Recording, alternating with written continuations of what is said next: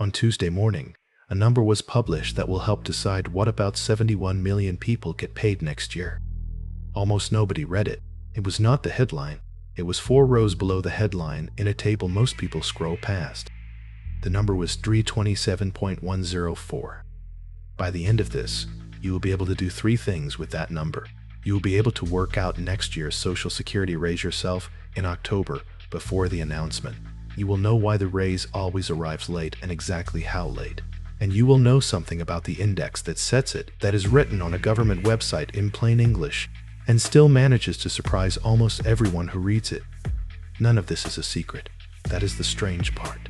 Every piece of it is public. It has just never been translated. So let's translate it. Here is what actually happened this week. On August 12th, the Bureau of Labor Statistics released the Consumer Price Index for July. The headline was 3.4% over the last 12 months, down from 3.5 in June. That is the number that ran on television. Underneath the headline sits a second index called the CPI-W. In July, it came in at 327.104.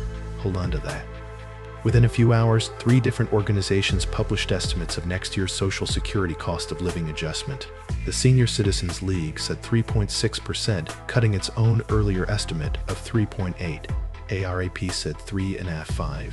An independent analyst who has tracked this for years said 3.4. 3 organizations, same data, same afternoon, 3 different answers. And here's the question almost nobody asks. How can anyone estimate it at all 2 months early? They can estimate it because there is nothing to guess about. The formula is fixed in law, the inputs are published on a schedule, and the arithmetic is short enough to do on a napkin. Those 3 organizations are not forecasting a decision. There is no decision. They are forecasting the last 2 data points in a division problem. The official figure lands on October 14th when the September index comes out. So let's take the formula apart. It is 4 steps, and only one of them is complicated. Step 1. It does not look at inflation. It looks at one specific index, the CPI-W. We will come back to that name, because that is where the whole story is. Step 2. It does not look at the year. It looks at 3 months. July, August, September. That is it. What prices did in April does not enter the calculation. Step 3. It compares the average of those 3 months to the average of the same 3 months in the last year that produced a raise. The wording there is doing a lot of work. Not last year. The last year that produced a raise. That distinction is going to matter in about 4 minutes. Step 4. It rounds to 1 decimal place. That is the entire mechanism. No committee, no vote, no adjustment for who you are or where you live. Let's run it on a year we already know the answer to. For the 2026 raise, the base was the average CPI-W across July, August, and September of 2024. That average was 308.729. The comparison was the average across the same 3 months of 2025, which came in at 317.265. Subtract, divide. You get 2.7649%. Rounded, 2.8. That is the 2.8% that landed in checks this January. 71 million people plus another 7.5 million on supplemental security income. Not one person voted on it. It fell out of a division. Now let's do next year's as far as it can honestly be done today. The base is locked. It is the 3rd quarter average of 2025, 317.265. One of the 3 new numbers is in. July at 327.104. August and September are not published yet. So here's a piece of arithmetic I did myself, and I want to be clear that it is arithmetic and not a forecast. If August and September came in exactly where July is and did not move at all, the raise would be 3.10%. Call it 3.1. That is not a prediction. Prices almost never sit still for 2 months. It is a way of showing you where the meter stands right now, with one of 3 readings taken. The organizations estimating 3.4 or 3.6 are modeling the other 2 months. That is where their numbers differ from each other. And that is the only place they can differ. Now back to step 3, and the clause hiding inside it. The comparison is not to last year. It is to the last year that produced a raise. Most years, those are the same thing, so nobody notices. 3 times recently, they were not. In 2010, 2011, and 2016, the cost of living adjustment was zero. A zero year is not a skipped year. It is a held year. When the third quarter average fails to clear the old base, the base does not move. In 2016, the comparison was still being made against 2014. I want to be careful here because this is the kind of mechanism that gets described badly in both directions. It does not mean prices were erased. The next positive raise is measured from that same old base, so the increase, when it finally comes, is measured across the whole gap. What it does mean is that for that particular year, the check was flat. The formula had nothing to say, so it said nothing. So far, all of this is arithmetic. Public, checkable, boring in the best way.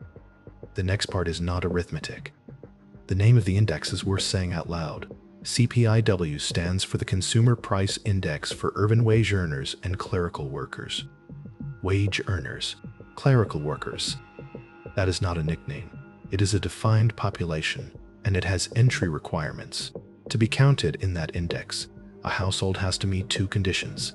More than half of the household's income has to come from clerical or wage occupations, and at least one earner in that household has to have been employed for at least 37 weeks in the previous 12 months. Here's how the Bureau of Labor Statistics describes who that leaves out. The population excludes households of professional and salaried workers, part-time workers, the self-employed, and the unemployed, along with households with no one in the labor force, such as those of retirees. That last clause is the one that matters. Households with no one in the labor force, such as those of retirees. The index that sets the raise for retired workers is built from the spending of households that, by definition, are not retired.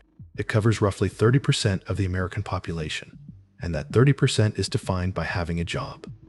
I want to be fair about how this happened, because the interesting version of this story is not a conspiracy version. When Congress indexed benefits in 1972, the CPI-W was the index that existed and had a long track record. It was the number used in wage contracts. It was the natural thing to reach for. Nobody sat in a room and decided to measure retirees with a working household shopping basket. They reached for the ruler that was on the table. But the ruler is still on the table, 54 years later. And the government knows the question is live, because it went and built a second index to answer it. The Bureau of Labor Statistics publishes a research index weighted to the spending of households with someone aged 62 or older. It has been calculated back to 1982. The Congressional Research Service compared them. From January 1985 to January 2025, the CPI-W rose about 197%. The elderly index rose about 221%. Over a shorter stretch, using it would have added roughly 0.2 of a percentage point to the average annual raise. 0.2 of a point sounds like nothing. Compounded across a retirement, it is the whole gap. Now here is the part that most coverage of this leaves out, and I think leaving it out is a mistake. The Bureau of Labor Statistics does not present that index as the right answer. It presents it with a warning.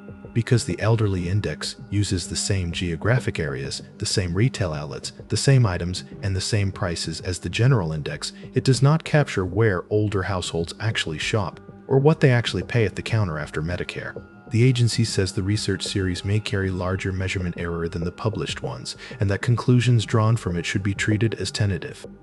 So both things are true at once. The gap in the data is real, and it is the government's own data. And the data was never built to settle the argument it keeps getting used for. And in any case, Congress has never authorized its use. The law still points at the wage earners index. That is the honest shape of it, not a scandal. A ruler that was chosen for one purpose and is being used for another, in public, on a website, for 5 decades. Let's talk about time, because the delay is not an accident either, and it is bigger than people expect. The prices being measured right now are July, August, and September of 2026. The result is announced in October. The money starts appearing in January of 2027, and that same percentage carries the whole way through December of 2027. So the last check of next year is adjusted for what a basket of goods cost in the summer of the year before, depending on which month you count from. That is anywhere from 4 to 18 months of distance between the price and the payment. That is not a flaw someone forgot to fix. It is the price of automation. To take the raise out of politics, you have to make it mechanical, and a mechanical process needs data that already exists. Data that already exists is, by definition, about the past. You trade discretion for delay. That was the deal, and it has never been renegotiated. One more thing happens before that raise reaches anyone. For most people on Medicare, the Part B premium is not a bill that shows up. It is deducted from the Social Security payment before it lands. In 2026, the standard Part B premium is $202.90 a month. The Medicare trustees project it will be about $209.50 in 2027, an increase of roughly $6.60. That is a projection. The real figure is set in November. There is a protection here, and it is worth knowing precisely. It is called hold harmless. For most people who have the premium deducted from their Social Security payment, the dollar increase in the Part B premium cannot be larger than the dollar amount of their cost of living adjustment. Your check cannot go down because of a Part B increase. It has limits that are easy to miss. It does not cover deductibles. It does not cover late enrollment penalties. And it does not apply to people who are new to Medicare, people who do not have the premium deducted, people whose premium is paid by Medicaid, or higher income beneficiaries who pay the surcharge. So let's put an actual number on the whole chain. The Social Security Administration's own figure for the average retired worker's monthly payment in June of this year was $2,084.40. I am multiplying now, so treat this as my arithmetic. A 3.6% raise on that check is $75.04 a month, which is $900.48 across the year. Take out the projected $6.60 of Part B, and roughly $68 a month is what actually clears. One footnote, because you will run into it this week and it looks like someone is lying. You will see two different average benefits quoted, about $2,084 and about $1,938. Both are real. They average different groups of people. I use the Social Security Administration's retired worker figure, and I would rather tell you which one I used than let you find out later. Last piece. Why is any of this automatic in the first place? Before 1975, it was not. Every single increase in Social Security benefits required an act of Congress. Benefits went up in 1950, in 1952, in 1954, and on in irregular jumps whose timing had a habit of landing near elections. The 1972 amendments changed that. Benefits would be indexed. The first automatic adjustment took effect in 1975, and it was 8%. The formula has produced some dramatic numbers since. 14.3% in 1980, 11.2% in 1981, 8.7% in 2023, the largest since 81, and 3 times. So here's the trade that was made, and I think it is worth seeing clearly. Nobody can campaign on your raise anymore. That is the good half, and nobody can be lobbied for it either. There is no office to call. There is no appeal because there is no decision. There is a division problem. And the only way to change the answer is to change the law that picks the ruler. Which brings us back to 327.104. On October 14th, the September figure comes out. When it does, you can do this yourself in about 30 seconds. Take July, August, and September. Average them. Divide by 317.265. Subtract 1. Round to 1 decimal. You will have the answer before the headline does. And you will know what that percentage actually is. It is not a promise about next year. It is not a judgment about what anyone needs. It is a receipt for last summer, measured with a ruler built for people who are still clocking in, arriving up to a year and a half after the prices it describes. That is not nothing. It is a real, automatic, inflation-linked raise, which is more than most income in this country gets. But it is a specific thing with a specific shape, and now you can see the shape. Everything in this video comes from published government sources, and the dates are in the description. Educational only, not financial advice.